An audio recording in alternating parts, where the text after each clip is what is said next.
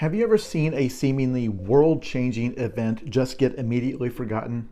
For example, I bet there are people watching this right now who either have completely forgotten or never knew that there was a terrorist bombing in downtown Nashville on Christmas Day in 2020. An RV containing a massive bomb, the design of which has remained classified by the FBI, detonated with enough force that it damaged 60 buildings and collapsed several of them. They still haven't repaired all the damage. It's right in the heart of where all the tourists go in downtown Nashville, and you can go look at it even now. And yet, within just a few days of the event, it had completely vanished from the headlines. But there's a really interesting reason why it disappeared from the headlines, and it's not a conspiracy. First of all, the only person who lost their life in the bombing was the perpetrator, who was in the vehicle when it exploded. The reason for that is he parks it downtown, and then from a loudspeaker it starts playing a recording warning everyone to evacuate the area, saying it's going to explode. Evacuate now.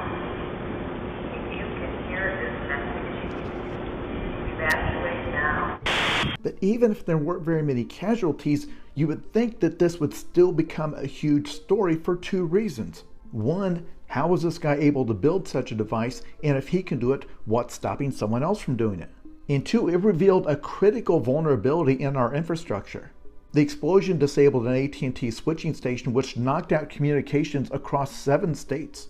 Millions of people lost internet access. A lot of people lost 911 services. ATMs stopped working. One airport lost air traffic control.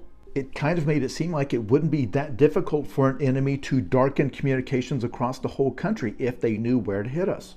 But none of that was enough to keep it in the headlines for a couple of reasons. One is that this is just a couple of weeks before the January 6th riots at the Capitol would totally dominate the headlines. But the other thing is that there's this ritual we go through every time there's any kind of an attack, where everybody on social media kind of starts speculating about the politics of the attacker. Because keep in mind, this is December of 2020, so there were 3 main things that people suspected the bombing may be tied to. One, you had people enraged about the COVID lockdowns and all sorts of conspiracy theories going around about that. 2, that was the year of the George Floyd protests all through the summer of that year. You had people on the other side constantly talking about the threat of Antifa violence. And number 3, you had just had the election the month before with Donald Trump saying that it had been stolen. But when they finally found the Bombers Manifesto, it was just incoherent. It was alien conspiracy theory stuff. Neither team could claim a victory by pinning the attack on the other side. Now, to be clear, there was still plenty to discuss in the aftermath. But while there was plenty for us to talk about, there was nothing for us to argue about.